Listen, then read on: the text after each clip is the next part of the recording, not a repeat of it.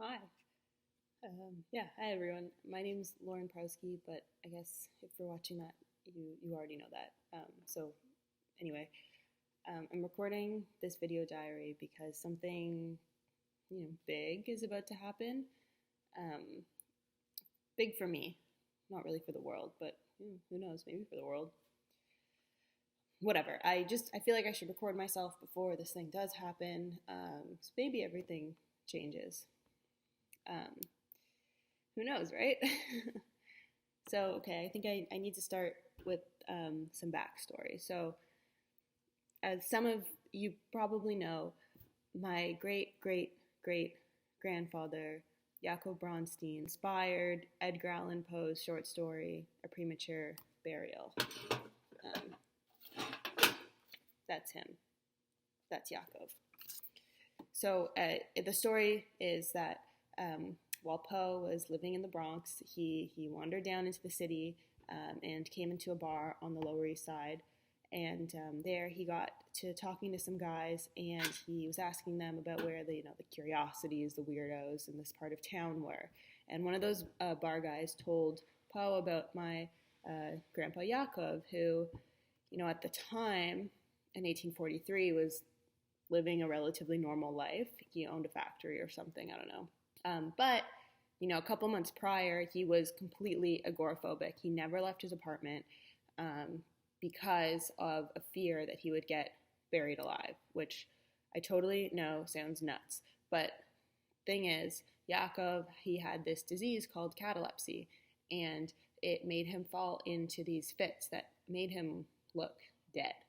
So the fear wasn't completely unfounded, although a dead person would decay, a cataleptic person wouldn't. So I guess unless he got buried immediately, the fear wouldn't really come to be actualized. But it was that's what made it a phobia. It was somewhat irrational.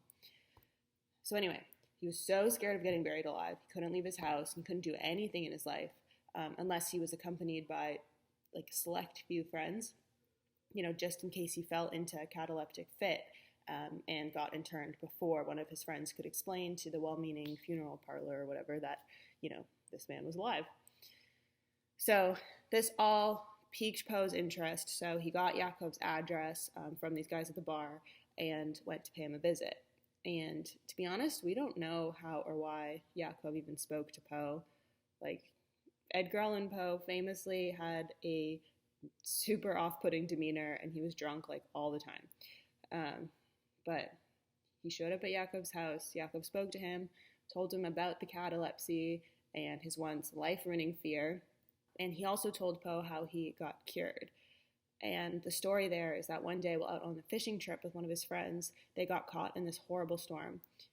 But there was a bigger boat docked near them, so they went there and were able to get shelter. And the crew on that ship let Jacob and his friend crash in the berth of the ship for the night just to wait out the storm. And at some point that night, Jacob was overtaken by the catalepsy.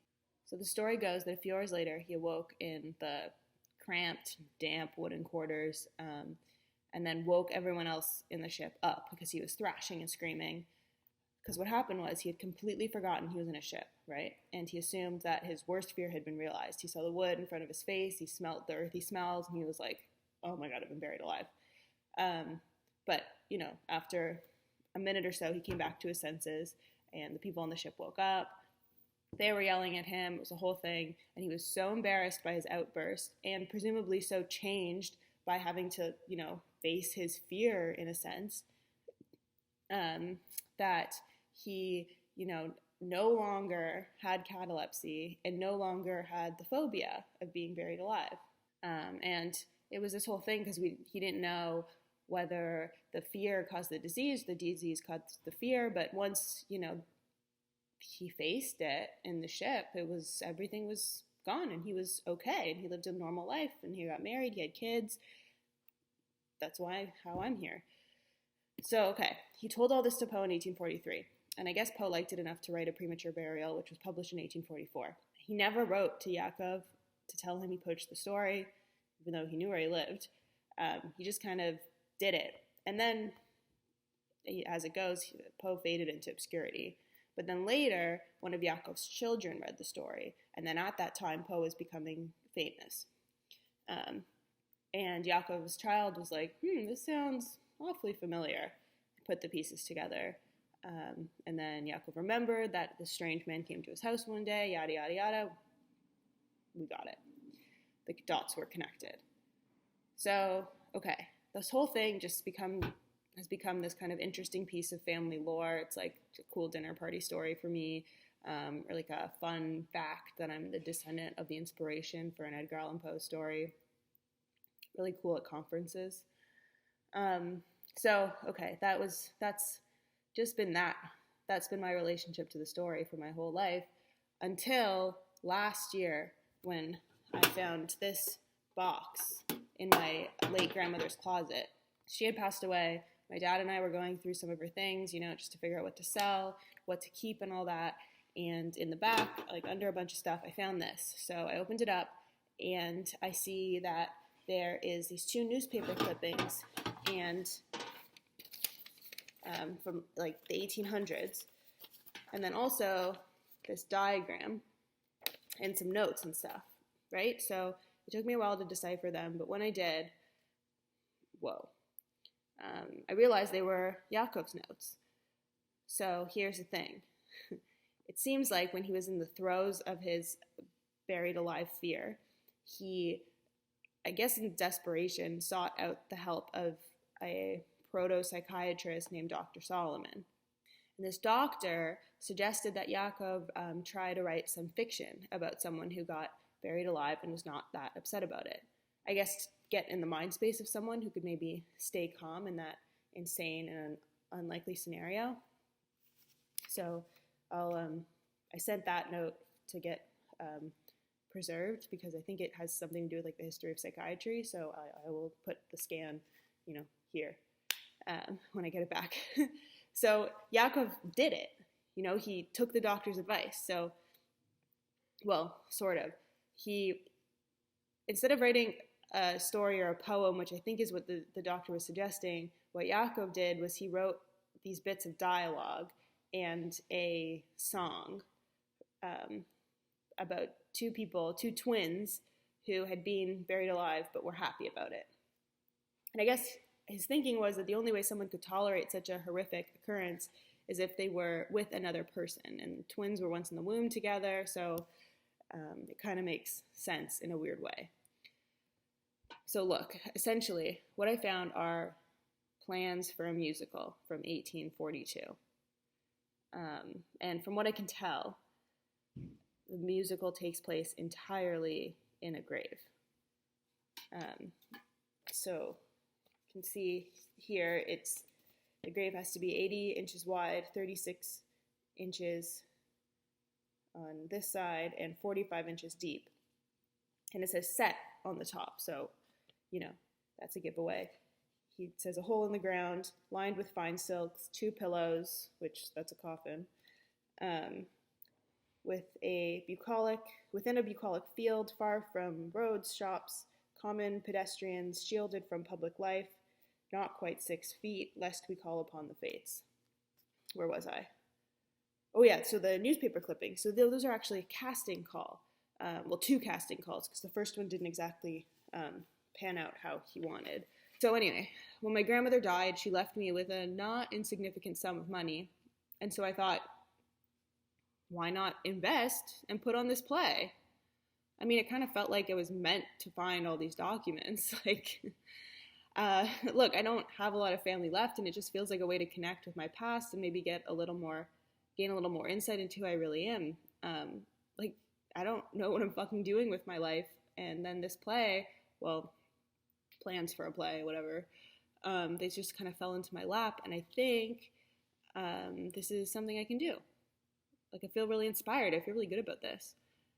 And I mean, this is a man who inspired Edgar Allan Poe, so it has to be pretty good, right? So anyways, I figured I could just dig the hole, hire some actors, get this started. But boy, was I wrong. So I've spent the last year, 12 months, jumping through hoops to dig this goddamn hole. I scouted out a location. I found a bucolic field, figured it out, but it was a process. I'm not kidding. I'm already at $10,000 just in like community consultations and hiring all these people. I'll put the full list of the process, I guess, running across the screen. But anyway, like just a glimpse into it. I had to hire, archaeologists multiple times to do assessments, a geotechnical hand auger investigation, underground utility experts. I had to hold all these town hall meetings, get all of these local governments on board, the neighborhood association. That was a whole thing. What else? I had to get a record of Indigenous engagement, have 3 different meetings with the Mississauga of the Credit First Nations, the Haudenosaunee Development Institute, the Six Nations of the Grand River, then hired the archaeologist again to sign off on that record of Indigenous engagement, structural engineers. I had to hire different engineers to sign off on the plans from the architects and the Neighborhood Parks Association. And finally, I had to dig the fucking hole, which took like 3 days. My arms are still jello. I don't know when I'll ever recover. But anyways, it's done. It's finally fucking done. I have the hole in the ground in the bucolic field. It's away from common pedestrians or whatever the fuck. And I have my actors, who are not twins, but I did my best. I guess it's something Jakob and I had in common. Neither of us could find twins who could sing. So I'm ready to go, okay? We're ready. We're finally ready. And tomorrow we have the first rehearsal. So what I'm going to do is test out the bits of dialogue and the song that Jakob wrote, just so I can see how it all works together, because I'm not an actor or a singer. I don't know what the vibe will be. And then next week we get started in the writer's room. And so I've hired a bunch of theater writers, and I've booked this rehearsal space, and we'll write the play. And then, who knows? Broadway, West End, I don't know. The possibilities feel really endless. Like, this feels big, So yeah, I guess today is the last day of my life where this play will simply be words on paper, Tomorrow it'll be real for all intents and purposes, and my family's legacy, at least in a small way, will be preserved. It'll be out of this, like, box in the closet. It'll be a real thing, which feels good. That feels really good. So I'm hopeful, and I'm feeling, maybe for the first time in my life, like I know what I have to do. So yeah, I guess I'll see you on the other side.